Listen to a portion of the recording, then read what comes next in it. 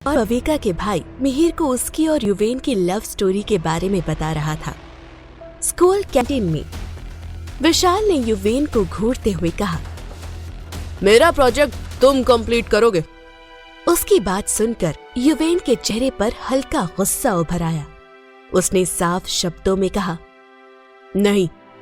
युवेन का जवाब सुनते ही विशाल के चेहरे का रंग उड़ा। वही कैंटीन में बैठे सभी लोग अब उन्हीं दोनों को देखने लगे थे। युवेन के मना करने से विशाल को ऐसा लगा जैसे उसकी सबके सामने बेइज्जती हो गई हो। आखिर वो स्कूल का सबसे हैंडसम और अमीर लड़का माना जाता था। हालांकि युवेन उससे कहीं ज्यादा अमीर था, लेकिन ये बात स्कूल में किसी को पता नहीं थी। ऊपर से उस समय युवेन का साधारण और पढ़ाकू लुक देखकर कोई भी उसे गंभीरता से नहीं लेता था। विशाल ने अपने दोस्तों की तरफ इशारा किया तो वे तुरंत आगे बढ़े और सौरभ को पकड़ लिया। उधर विशाल गुस्से से युवेन की तरफ बढ़ने लगा। वो युवेन के पास पहुंचा और उसे धक्का देने लगा। युवेन उसके धक्कों की वजह से पीछे हटने लगा। फिर जैसे ही विशाल ने युवेन को मारने के लिए हाथ उठाया, तभी किसी ने पीछे से उसका हाथ कसकर पकड़ लिया। उधर डर की वजह से युवेन ने अपनी आंखें कसकर बंद कर ली थी।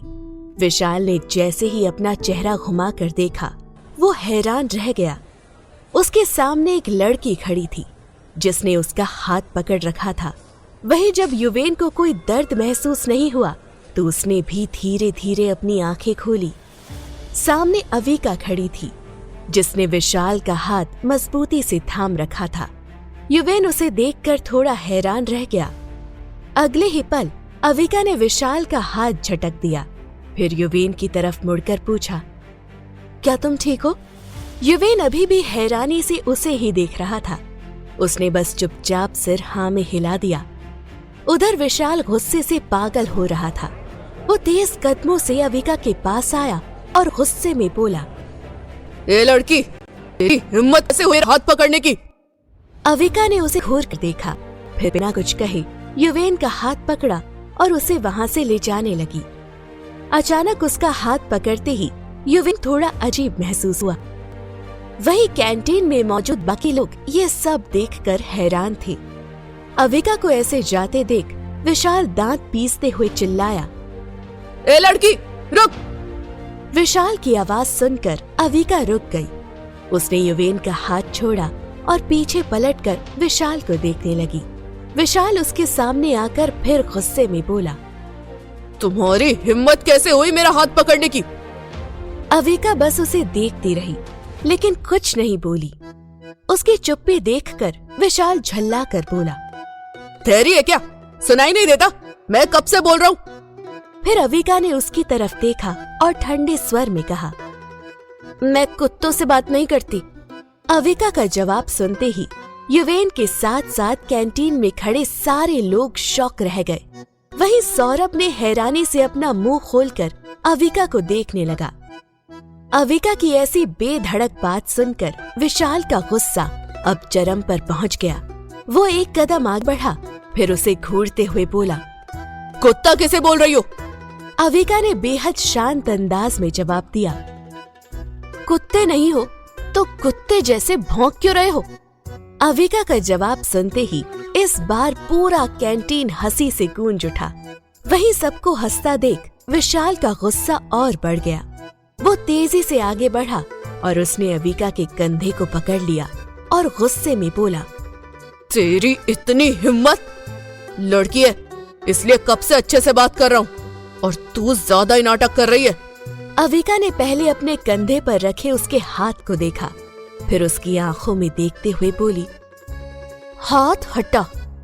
विशाल ने उसकी बात सुनकर उसके कंधे को और कसकर पकड़ लिया और बोला, नहीं हटाऊंगा।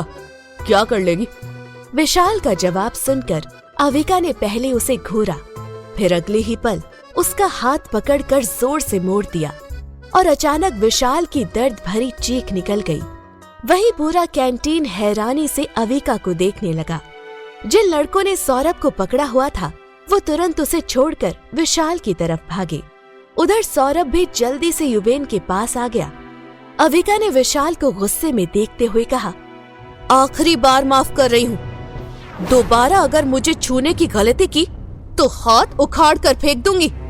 इतना कहकर उसने विशाल को जोर से धक्का दे दिया। विशाल पीछे गिरने ही वाला था कि उसके दोस्तों ने उसे संभाल लिया।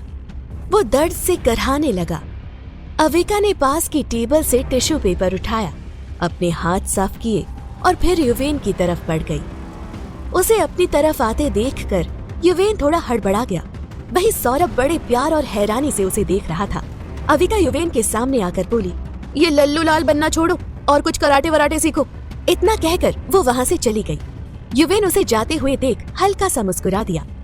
वही सौरभ अब भी बड़े ध्यान से अविका को देख रहा था। वो आगे बढ़ी, कैंटीन से नाश्ता लिया और एक टेबल पर जाकर बैठ गई।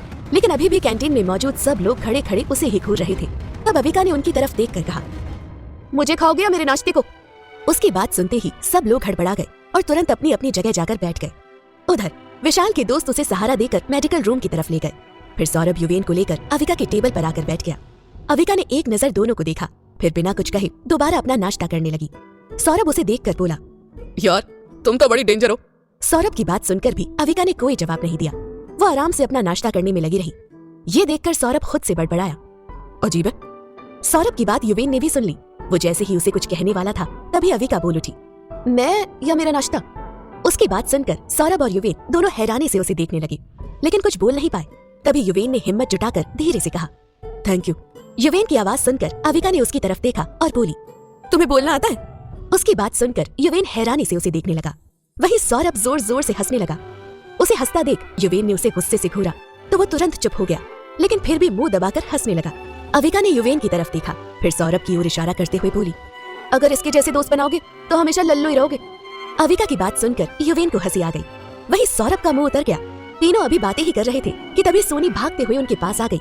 सोनी ने आते ही अविका से कहा, अरे यार तू यहाँ बैठी है, मैं तुझे कब से ढूंढ रही हूँ और तू यहाँ अपनी पेट पूजा कर रही है, वो भी मुझे छोड़कर। फिर उसने युवेन और सौरभ की तरफ देखा और बोली, ये दोनों बंदर कौन है? सोनी की बात सुनते ही युवेन और सौरभ उसे घूरने लगे, जबकि अविका हंस पड़ी। युवेन ने जब अविका को हंसते देखा तो थोड़ी देर के लिए उसमें ही खो गई। उधर जैसे ही अविका की नजर युवेन पर पड़ी, युवेन झेप गया और तुरंत अपनी नजरें दूसरी तरफ फेर ली। उसे ऐसा करते देख अविका हल्की से मुस्कुरा दी। फिर सोनी भी उनके साथ आकर बैठ गई। फिर अविका मुस्कुराकर बोली, मैं अविका शर्मा हूँ, मैं 8th स्टैंडर्ड से हूँ। सोनी ने अपने एटीट्यूड भरे अंदाज में कहा, मैं सोनी भल्ला, 8th स्टैंडर्ड। फिर सौरभ भी हल्की मुस्कान के साथ बोला, सौरभ खुराना, 10th। अब सबकी नजर युवेन पर गई तो उसने धीरे से कहा, युवेन खन्ना, 10th स्टैंडर्ड। बस फिर क्या था, वहीं से सबके बीच दोस्ती की शुरुआत हो गई। अविका, युवेन, सौरभ और सोनी चारों कैंटीन में एक साथ एक ही टेबल पर बैठे थे। नाश्ता करने के बाद वो लोग कैंटीन से निकलकर अपने अपने क्लास की तरफ बढ़ गए। अविका और सोनी क्लास में बैठी हुई थी। तभी वहाँ पियून आया और बोला, अविका शर्मा को प्रिंसिपल ऑफिस में बुलाया है। पियून की बात सुनकर अविका अपनी सीट से उठी और उसके पीछे चल दी। प्रिंसिपल के ऑफिस में पहुंचकर उसने देखा कि वहाँ एक तरफ प्रिंसिपल सर अपनी कुर्सी पर बैठे थे और उनके ठीक सामने एक औरत के साथ विशाल खड़ा था, जिसके हाथ में इस वक्त प्लास्टर लगा हुआ था। अविका की नजर उस औरत पर गई जो उसे गुस्से से घूर रही थी। उसने पहले औरत को देखा, फिर उसके कपड़ों पर नजर डाली और उसके व्यवहार से अंदाजा लगा लिया कि वो विशाल की माँ है।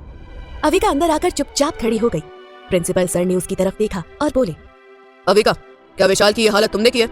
अविका ने उन्हें देखा और सामान्य स्वर में कहा, यस सर। उसका जवाब सुनकर प्रिंसिपल भी कुछ पल के लिए हैरान रह गए। फिर उन्होंने खुद को संभालते हुए कहा, can you explain this?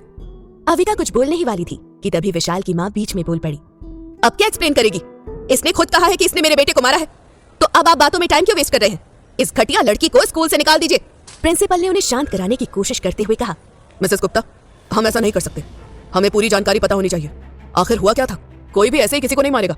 Principal की बात सुनकर मिसेस गुप्ता गुस्से में बोली, क्या आप नहीं जानते कि मैं कौन हूँ? प्रिंसिपल सर थोड़ा नाराज होते हुए बोली, मिसेस गुप्ता, मैं अच्छी तरह से जानता हूँ कि आप कौन है और आपका बेटा कैसा है, ये भी जानता हूँ।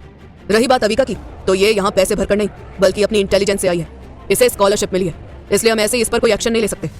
प्रिंसिपल की बात सुनकर मिसेस गुप्ता चुप हो गई। फिर प्रिंसिपल ने अविका को पूरी बात बताने के लिए कहा। अविका ने कैंटीन में हुई सारी घटना विस्तार से बता दी। सब कुछ सुनने के बाद प्रिंसिपल ने विशाल की तरफ घूर कर देखा तो वो तुरंत बोला, सर ये लड़की झूठ बोल रही है। अविका ने विशाल की तरफ देखते हुए शांत स्वर में कहा, सर आप चाहे तो कैंटीन की सीसीटीवी फुटेज चेक कर सकते हैं। अविका की बात सुनते ही विशाल की बोलती बंद हो गई। वहीं प्रिंसिपल सर ने तुरंत कैंटीन की सीसीटीवी फुटेज मंगवाई। फुटेज देखते ही प्रिंसिपल सर की आंखें बड़ी हो गई। उन्होंने मन ही मन सोचा, ये युवेन खन्ना था इस झगड़े में। ये विशाल तो पागल है, मुझे कुछ करना होगा। फिर उन्होंने विशाल की तरफ देखते हुए सख्त स्वर में कहा, तुम अविका और उस स्टूडेंट दोनों से माफी मांगोगे, वो भी लिखित में, समझे? कुछ देर बाद अविका प्रिंसिपल ऑफिस से बाहर निकली और अपनी क्लास की तरफ जाने लगी। तभी रास्ते में उसे युवेन, सोनी और सौरभ मिल गए। अविका ने उन्हें देखकर पूछा, तुम सब यहाँ क्या कर रहे हो? युवेन हल्की परेशानी के साथ बोला, हमें सोनी ने बताया कि तुम्हें प्रिंसिपल ऑफिस में बुलाया। सोनी तुरंत बोली, क्या कहा प्रिंसिपल ने? अविका ने सामान्य स्वर में जवाब दिया, अरे कुछ नहीं, वही सब पूछ रहे थे कि कैंटीन में क्या हुआ था। सौरभ कुछ बोलने ही वाला था कि तभी उसकी नजर अविका के पीछे गई। सबने उसकी नजरों का पीछा किया तो देखा विशाल अपनी माँ के साथ उनकी तरफ आता दिखाई दे रहा था। कुछ ही पल में विशाल और उसकी माँ उनके सामने आकर खड़े हो गए। फिर विशाल ने अविका को घूरते हुए एक पेपर उसकी तरफ बढ़ा दिया, फिर दूसरा पेपर युवेन को देकर वहाँ से जाने लगा। तभी अविका बोली, मुँह से भी तो बोलो। अविका की बात सुनते ही विशाल के चेहरे पर गुस्सा साफ झलकने लगा। वही युवेन, सौरभ और सोनी कंफ्यूज होकर उसे देखने लगे। कुछ देर उनको घूरने के बाद विशाल ने दांत पीसते हुए गुस्से में कहा, सॉरी। और इतना कहकर वो जल्दी से वहाँ से चला गया। उसके मुंह से सॉरी सुनकर अविका को छोड़कर बाकी सब शॉक रह गए। अविका ने सबको देखा, फिर मुंह बनाकर बोली, क्या हुआ, ऐसे क्यों देख रहे हो? तभी सौरभ आगे आया और युवेन के हाथ से वो पेपर लेकर पढ़ने लगा। पेपर पढ़ने के बाद उसने अविका की तरफ देखकर कहा, क्या हो यार तुमने विशाल गुप्ता से माफी मंगवा ली? सौरभ की बात सुनकर युवेन और सोनी ने भी हैरानी में गर्दन हिला दी। वही अविका ने पूरे एटीट्यूड से अपने बाल पीछे किए और बोली, मैं हूँ ही कमाल की। इतना कहकर उसने युवेन की तरफ देखकर आंख मार दी। उसके ऐसा करते ही युवेन शर्मा गया। समय बीतने के साथ अविका, युवेन, सौरभ और सोनी चारों की बहुत अच्छी दोस्ती हो गई। जहाँ सौरभ, सोनी और अविका हमेशा मस्ती करते रहते थे, वही युवेन स्वभाव से शांत रहता था। अविका अक्सर युवेन को परेशान करती रहती थी, जबकि युवेन उससे थोड़ी दूरी बनाकर रखता था। लेकिन अविका भी उसका पीछा छोड़ने वालों में से नहीं थी। एक दिन अविका युवेन को ढूंढते हुए कैंटीन में पहुंची। वहां उसने देखा कि युवेन किसी लड़की से बात कर रहा था। युवेन को किसी दूसरी लड़की से बात करते देख अविका को अचानक गुस्सा आ गया। वो तेजी से उसके पास गई, उसका हाथ पकड़ा और उसे खींचते हुए अपने साथ बाहर ले आई। बाहर आते ही युवेन ने अपना हाथ छुड़ाया और कहा, ये क्या है अविका? अविका ने मुंह फुलाकर कहा, तुम उस लड़की से क्यों बात कर रहे थे? जब युवेन ने उसका यूं फुला हुआ चेहरा देखा तो उसे हंसी आ गई। वो उसके करीब आया, फिर दोनों गाल खींचते हुए बोला, तुम ऐसे फूले हुए मुंह के साथ बहुत क्यूट लगती हो, बिल्कुल फुग्गे की तरह। फिर एक पल रुककर मुस्कुराया और बोला, एक मिनट, आज से तुम्हारा नाम होगा फुगी। युवेन की बात सुनकर अविका उसे देखकर बोली, मुझे तुम्हारा दिया हुआ नाम पसंद है। इतना कहकर वो युवेन का हाथ पकड़कर उसे गार्डन में ले आई, जहाँ सौरभ और सोनी पहले से बैठे थे। वहां पहुंचकर युवेन ने सबको अविका का नया नाम फुगी बता दिया। बस फिर क्या था, उसके बाद सब उसे उसी नाम से बुलाने लगे। ऐसे ही एक दिन चारों गार्डन में बैठे थे। सोनी और सौरभ किसी बात पर झगड़ रहे थे। युवेन अपनी किताब में खोया हुआ था, जबकि अविका एक गाल पर हाथ टिकाए उसे लगातार निहार रही थी। काफी देर से युवेन उसकी नजरों की तपिश महसूस कर रहा था, लेकिन फिर भी सिर उठाकर नहीं देख रहा था। आखिरकार जब उससे रहा नहीं गया तो उसने नजरें उठाकर अविका को देखा, जो उसे देखकर मुस्कुरा रही थी। युवेन ने पूछा, फुगी, तुम मुझे ऐसे क्यों घूर रही हो? अविका मुस्कुरा कर बोली, because I like you.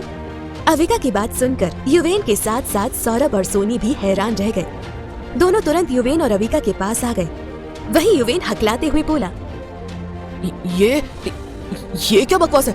Avika ने प्यार से कहा, ये सच है युवेन, आई लाइक यू। उसके ये खुले आम कहने से युवेन को बहुत शर्म आई और वो बिना कुछ बोले वहाँ से उठकर चला गया।